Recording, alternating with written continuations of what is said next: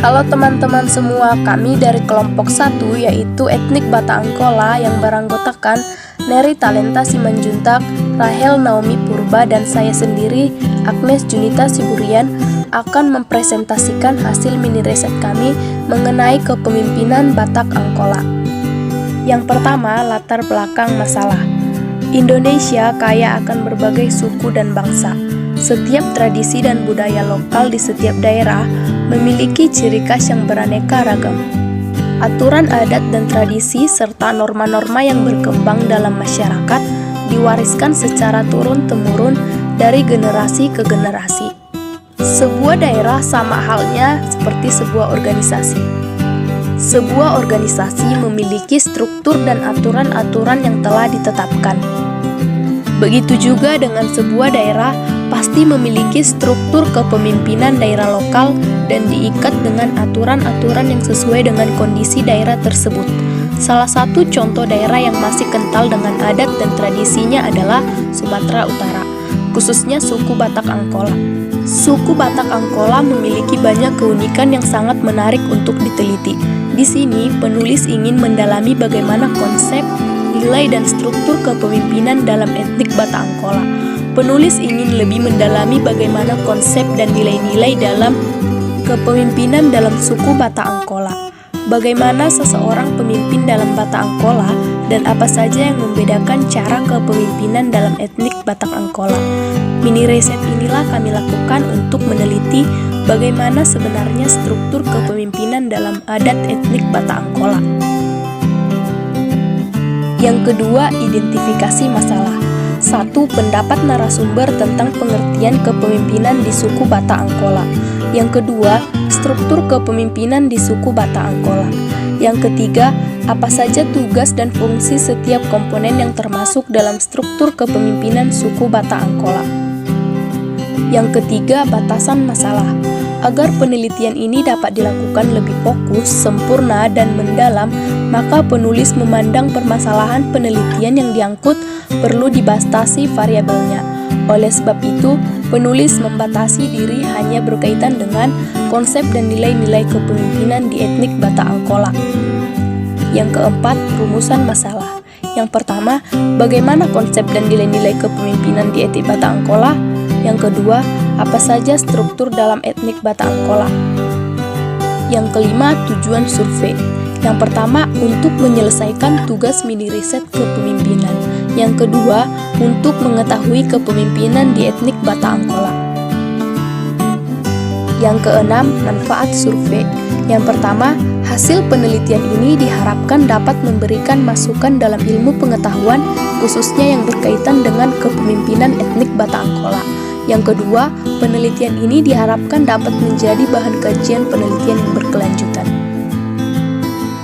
Landasan teori. Yang A, teori kepemimpinan. Pertama, definisi kepemimpinan.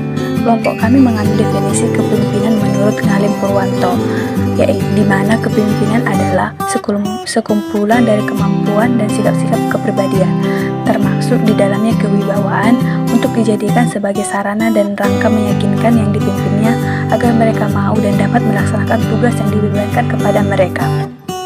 Yang kedua, karakteristik kepemimpinan.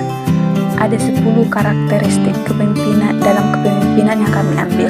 Yang pertama yaitu menyikapi diri, yang kedua wawasan, yang ketiga tanggung jawab, yang keempat agen perubahan, kelima pengembang, dan keenam pemegang saham, ketujuh keterampilan mengatasi stres, kedelapan ekspresi, kesembilan menjinakkan anonim perusahaan atau organisasi, yang ke-10 harmoni.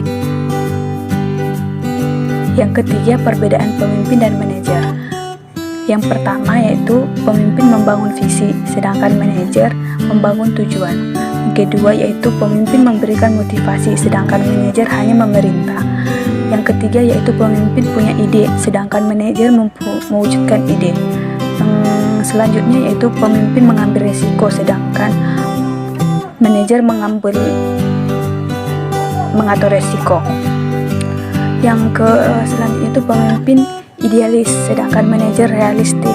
Yang selanjutnya itu pemimpin memiliki pengikut, sedangkan manajer memiliki bawahan. keempat yaitu kepemimpinan formal dan informal. Kepemimpinan formal yaitu seseorang yang oleh organisasi tertentu dipilih sebagai pemimpin berdasarkan keputusan dan pengangkatan resmi untuk memegang suatu jabatan dalam struktur organisasi dengan segala hak dan kewajiban yang berkaitan dengannya untuk mencapai sasaran organisasi yang telah ditetapkan. Sedangkan kepemimpinan informal adalah kepemimpinan yang dasarnya tidak dipilih atau diangkat secara formal.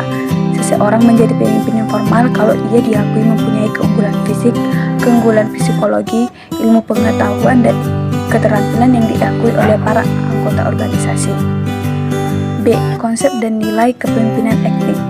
Dalam Batak Angkola, suatu pemimpin disebut dengan raja. Raja ialah yang memimpin dalam suatu pesta adat, baik pernikahan, kematian, maupun acara-acara adat lainnya. Tanpa adanya raja dalam pesta adat dalam Batak Angkola, maka pesta yang ada tersebut belum sempurna. Dan apapun yang diputuskan dalam pesta adat itu tanpa putusan si raja, maka keputusan tersebut belum dikatakan sah. Dalam halnya unsur kekerabatan, kepemimpinan Raja Etnis Batak Angkola berpegang pada Dalihan Natolu. Dalihan Natolu dalam etnis Batak Angkola ialah Kahanggi atau teman semarga, anak boro atau kelompok pengambilan istri, dan mora atau pihak pemberi istri. Dalam pengambilan atau membuat keputusan, seorang pemimpin atau raja dalam etnis Batak Angkola berpegang teguh pada Dalihan Natolu ini.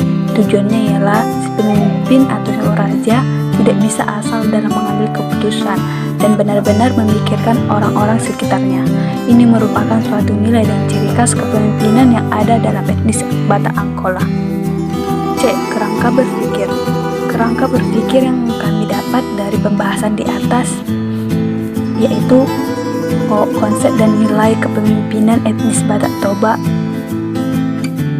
masuk ke sejarah. Yang pertama masuk kepada sejarah etnis Batak Angkola, yang kedua ya masuk pada Dalihan Natolu etnis Batak Angkola, dan yang terakhir yaitu kepemimpinan etnis Batak Angkola.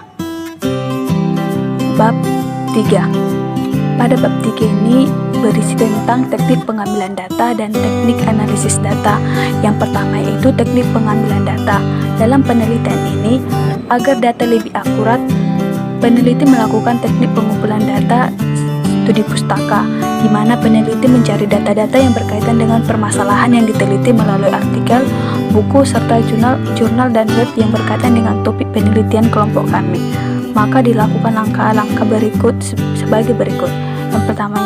Yang pertama itu mengumpulkan data-data yang ada baiknya melalui buku, dokumen, majalah, dan internet atau web. Yang kedua itu menganalisis data-data tersebut sehingga peneliti bisa menyimpulkan tentang masalah yang dikaji. Yang kedua yaitu teknik analisis data. Teknik yang digunakan dalam penelitian ini yaitu analisis data model Miles dan Huberman. Dalam model ini, aktivitas analitis kualitatif dilakukan secara interaktif dan terus-menerus sampai dirasa cukup. Menurut Kailan, ada 2 tahap dalam teknik analisis data dan pada penelitian kepustakaan ini. Yang pertama yaitu analisis pada saat pengumpulan data. Ini bertujuan untuk lebih menangkap esensi atau inti dari pokok penelitian yang akan dilakukan melalui sumber-sumber yang dikumpul dan terkandung dalam rumusan verbal kebahasaan. Proses dilakukan aspek demi aspek sesuai dengan peta penelitian. Yang kedua itu setelah dilakukannya proses pengumpulan data itu selanjutnya menganalisis kembali. Setelah data-data terkumpul yang berupa data meta yang harus ditentukan hubungan satu sama lain. Data yang terkumpul tersebut belum tentu seluruhnya menjawab permasalahan yang dimunculkan dalam penelitian. Oleh karena itu, perlu dilakukan kembali analisis data yang sudah diklarifikasi tersebut. Bab 4. Hasil dan pembahasan. Yang pertama, gambaran hasil survei. Batak adalah sebuah suku yang cukup terkenal di Indonesia. Suku Batak terdapat 6 subsuku, yakni Batak Angkola, Batak Toba, Batak Mandailing, Batak Karo, Batak Simalungun, dan Pakpak. Awalnya, bangsa Batak berasal dari Sebuhi di Samosir, karena disinilah katanya si Raja Batak berasal. Semakin lama, semakin banyak keturunan si Raja Batak ini dan semakin banyak penduduk Bataknya. Akhirnya, beberapa orang Batak ini pergi ke tempat lain dan bermukim. Salah satu daerah yang tinggal ialah daerah pada Sidempuan. Saat mereka bermukim di sana juga suku lain bermukim, yaitu masyarakat Melayu. Kemudian antara Batak dan Melayu mereka hidup berdampingan. Semakin lama, semakin masuk budaya Melayu ke Batak. Hal ini menyebabkan terjadinya asimilasi, di mana dua unsur kebudayaan digabungkan melahirkan satu budaya, sehingga muncullah satu budaya baru yaitu Batak Angkola. Hal ini bisa dilihat dari beberapa kebudayaan Batak Angkola, salah satunya kepemimpinan dalam Batak Angkola. Dalam Batak Angkola, saat ingin memulai acara, biasanya Raja Batak akan makan sirih terlebih dahulu. Begitu pula dalam budaya Melayu. Tapi, meskipun budaya Angkola memiliki bersama dengan Melayu, Batak Angkola tetap memiliki suatu nilai budaya mereka sendiri. Misalnya dalam Batak Angkola, mereka masih memegang prinsip dari Hantu. 2. Pembahasan. Sistem kepemimpinan warga Mandailing Angkola berdasarkan kepada stratifikasi soal yang diwarisi secara turun-temurun. Pada dasarnya, warga Angkola dibagi ke dalam 3 strata sosial. 1. Namora-mora ialah setara bangsawan. 2. Sangtuanana Jaji Sangtuan Natorop ialah susunan orang mayoritas. Serta 3. Hatoban ataupun pertangga bulu ialah setara dengan hambanya sahaya.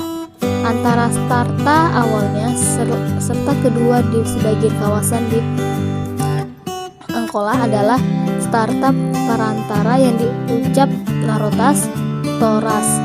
Kelompok ini merupakan tokoh warga yang tidak berstatus bangsawan, tapi tidak pula bagaikan kelompok rakyat biasa. Statusnya terletak di tengah antara bangsawan serta rakyat jelata. Di pihak lain, bagi keuningan dalam suatu artikelnya yang bertajuk Batak Toba serta Batak Mandailing Angkola, kelompok Namora-Mora ialah kelompok tertentu dalam marganya yang secara patrias berasal dari pendiri awal suatu huta atau desa, tempat kediaman mereka. Perihal ini menampilkan skala status sosial kebangsawanan dalam warga Mandailing Angkola di masa kemudian pada awal mulanya bukan di bawah lahir, namun terbentuk penghormatan yang besar dari kedudukan sosial pendiri awal suatu huta yang diwariskan kepada keturunannya. Status kebangsawan dalam kebudayaan Mandailing Angkola bisa dilihat dari gelar yang digunakannya, atau biasanya kelompok laki, semacam Sultan, Baginda, Mangaraja, serta Sori. Yang terakhir penutup, 1 kesimpulan. Jadi dapat disimpulkan bahwa kepemimpinan etnis Angkola diwariskan secara turun-temurun. Dalam Batak Angkola, saat ingin memulai suatu acara, biasanya raja dalam Batak Angkola akan memakan sirih terlebih dahulu. Begitupun dalam budaya Melayu. Tetapi meskipun Batak Angkola memiliki persamaan dengan Melayu, Batak Angkola tetap memiliki suatu nilai budaya Batak tersendiri. Misalnya dalam kepemimpinan Batak Angkola, mereka masih memegang prinsip Dalihan dan Tolu. Yang kedua, saran. Penyesuaian yang dilakukan oleh etnik pendatang, penerimaan masyarakat setempat janganlah hanya sebatas pada kepentingan ekonomi saja, tetapi sebaiknya dibuat sebagai cerminan budaya yang perwujudan kesadaran multikultural untuk mewujudkan keserasian sosial dalam masyarakat yang multikultural. Cerminan nilai-nilai budaya sebagai kearifan lokal pada masyarakat Batak Angkola ini selayaknya tetap dipelihara dan dapat dijadikan sebagai sumber tradisi lokal. Nilai budaya ini dapat menjadi daya tarik tersendiri bagi etnik pendatang. Hal ini juga dapat dijadikan sebagai pedoman bagi masyarakat lainnya agar tidak ada lagi diskriminasi dan konflik antar etnik dengan segala bentuk dan intriknya di berbagai wilayah Indonesia. Sekian hasil mini riset kami. Atas perhatiannya kami ucapkan terima kasih.